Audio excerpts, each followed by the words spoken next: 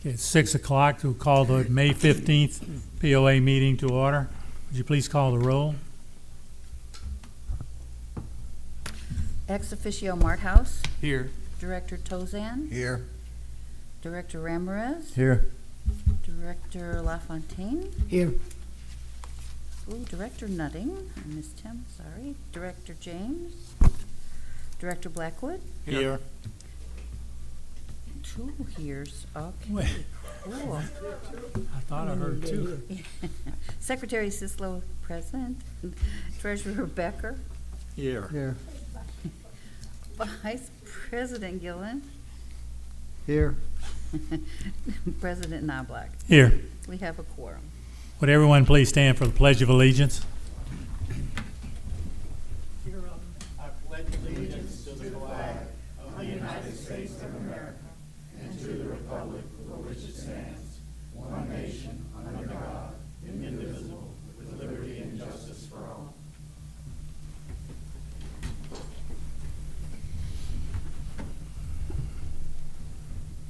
Okay, Ms. Sislo, the approval of minutes from 4/17/23. As you can see by the agenda, the minutes were approved by email vote on 4/30/23. Thank you. Next, want to approve or amend the meeting agenda? Does anyone need to amend the agenda?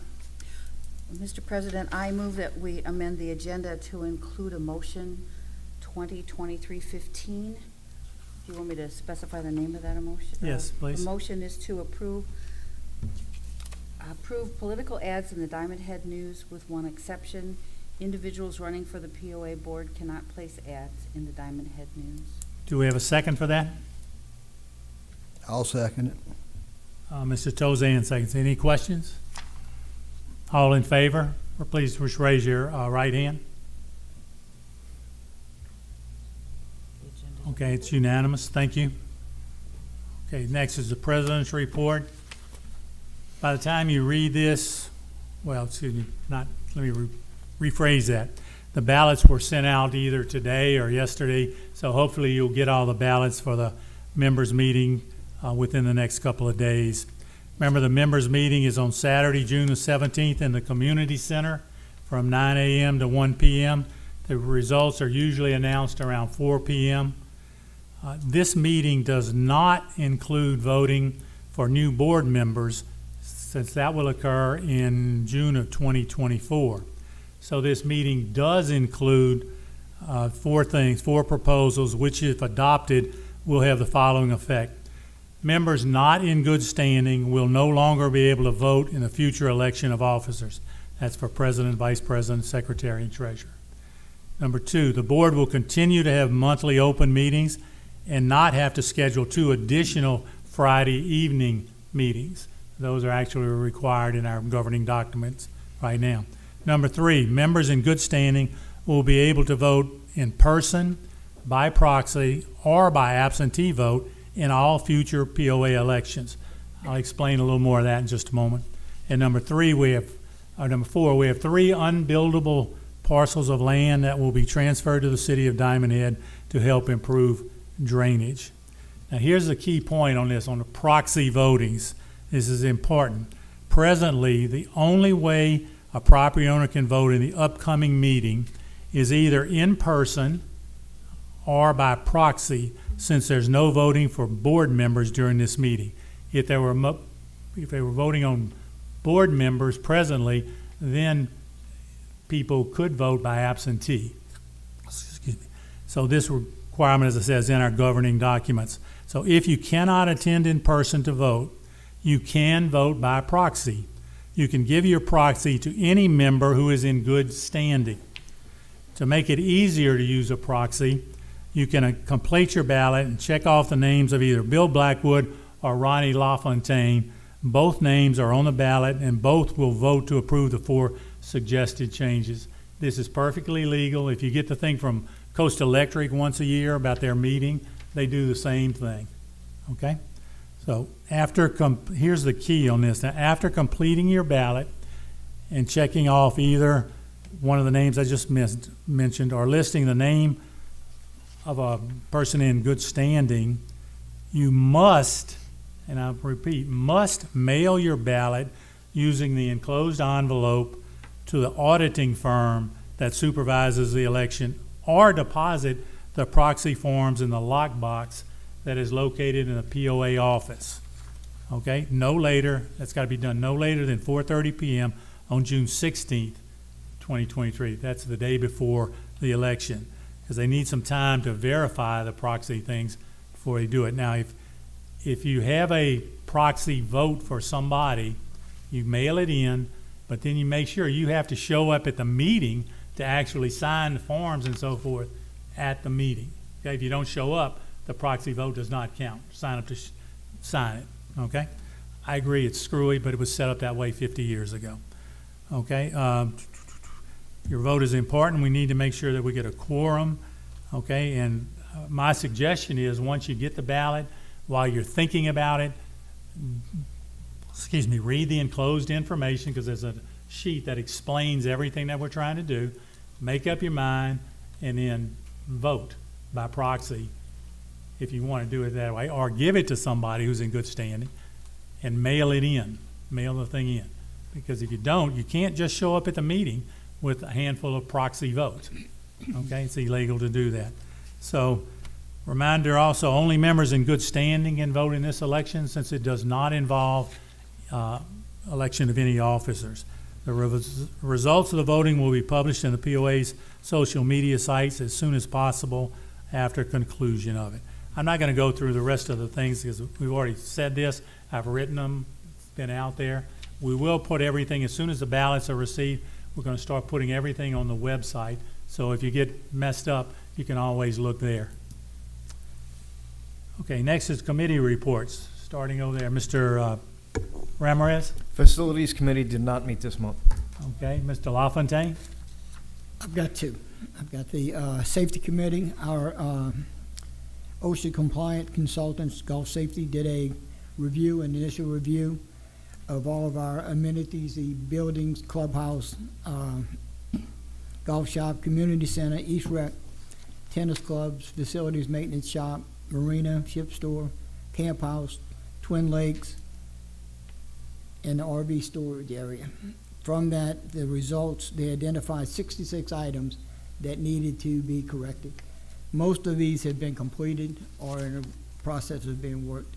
We also received our draft copies of the safety manuals, and once the final documents are in place, the Safety Committee will review it and meet with them.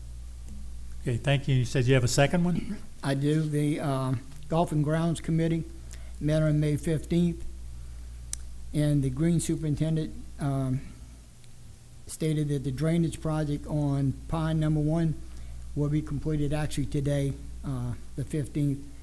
Aerification of the pines will begin on June 7th, and on the Cardinal, the week of July 10th. They're still working the quotes on the water wells. The new, we have a new head professional at the golf shop, Wayne Fugere, who was welcomed a couple of weeks ago. We had over 7,000 rounds in the month of March and April that were played. The ladies' member guest was a success, had 18 teams this year. The men's member guest is this weekend, the 19th through 21st. Handicap Committee is actually working on verifications on that one. The Hawaiian Invitational Tournament scheduled for June 3rd and 4th is full with 40 teams, and there's 14 teams on the waiting list. Over the last couple of months, the merchandise sales have averaged $12,400, which is best month ever for them.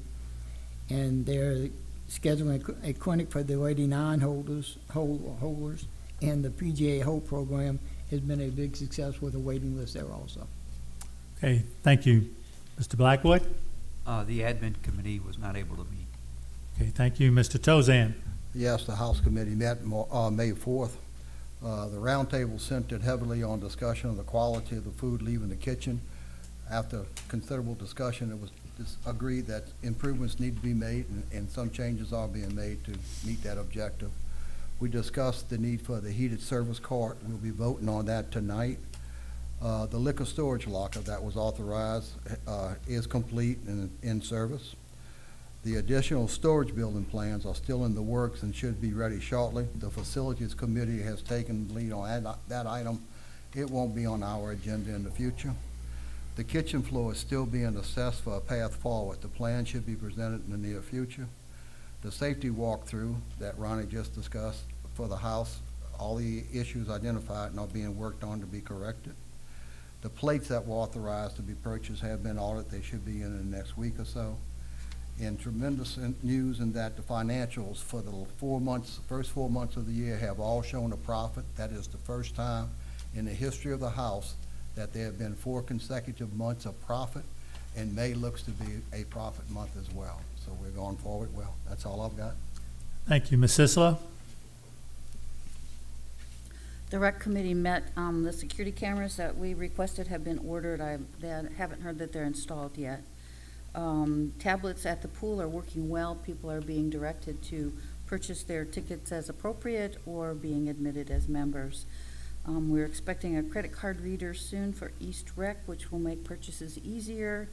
And we discussed the use and the needs of the East Rec ball fields and are beginning a study with a plan to see what we can do to improve that area.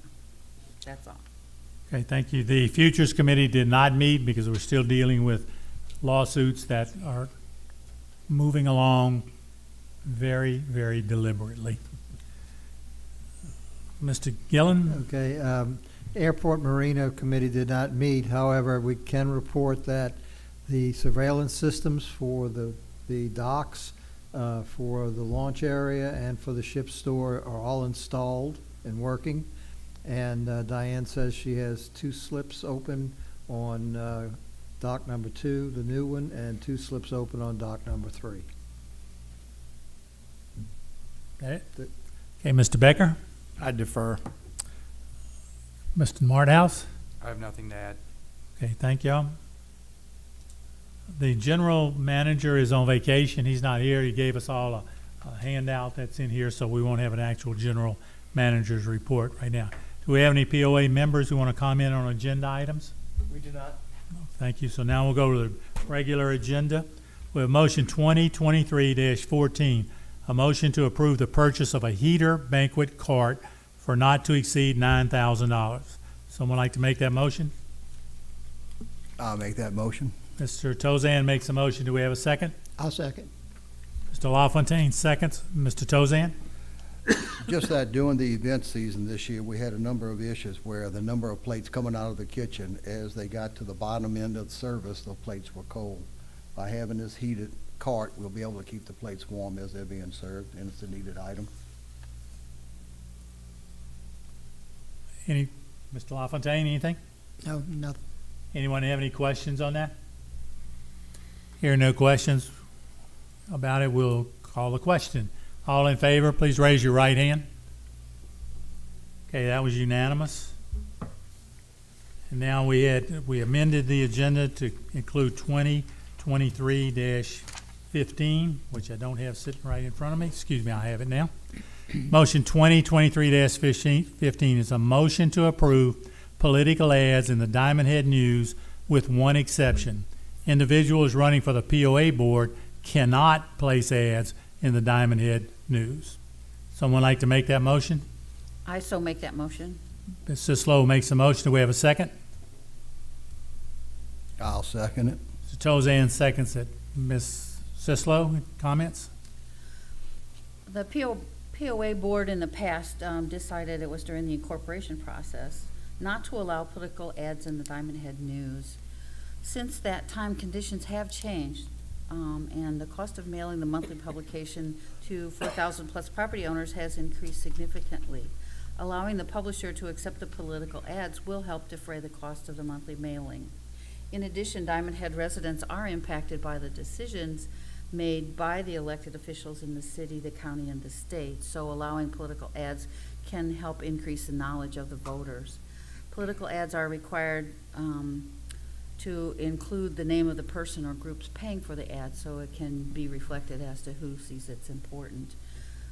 We added the caveat that it should not be members of the property owners running for a seat on the property owner's board, in that there could be influence to that particular voting. But by having ads outside our personal system, I think would be beneficial to the publication and to the members. Does anyone else have any questions or comments? Mr. LaFontaine? I think what we're doing here is setting ourselves up for some future problems by not remaining neutral. I think right now we're in a position where we don't show any partiality, and I think we're gonna open ourselves up to being accused of leaning one way or the other somewhere down the line, maybe not now, but eventually. And also with these political ads, we're only looking at certain times every, 4 years, every 2 years. It's not like an ongoing thing they're gonna make money off of. And it's one of those risk versus, and I just don't think it's a good idea for us to make that step. Okay, anyone else have any comments? I kind of agree with you a little bit, Ronnie. I had a hard time with this, but if we don't help out our publisher, we lost the ability, or we thought we had the ability to do bulk mailing, and now they said that it's too thick, the paper is too thick, and it's costing more to be doing the mailings. And, we know how inflation has done. I think helping out our publisher, who has really done a great job for us this last few months since they took over, we can always come back and look at it again. Any other questions? Mr. Becker?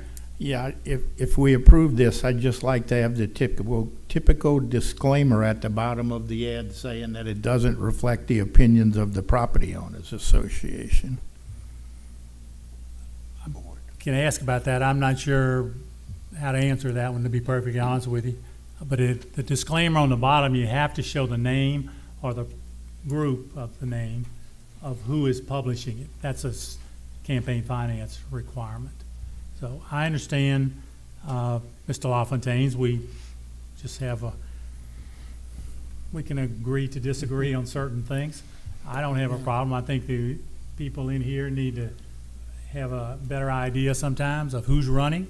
Now, can you believe all ads? Well, that's your choice, okay? But we would know it's gonna say on the bottom, paid for by Joe Smith. Okay, I know that has to be on there. If you look at the Diamond Head Advertiser, they have to do that there also. So I don't think, in my opinion, I don't think it will cause us any problems. But I don't have a crystal ball. So I was really not in support of it, but by adding the POA board could not place ads, I think that removes some of the problems that I had with it. And so at this point, I think I'll support it.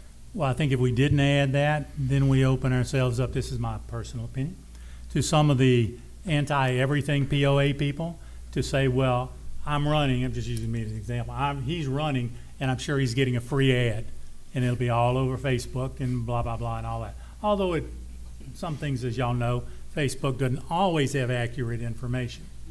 So, Very much so. anyway, anyone else have a comment or question?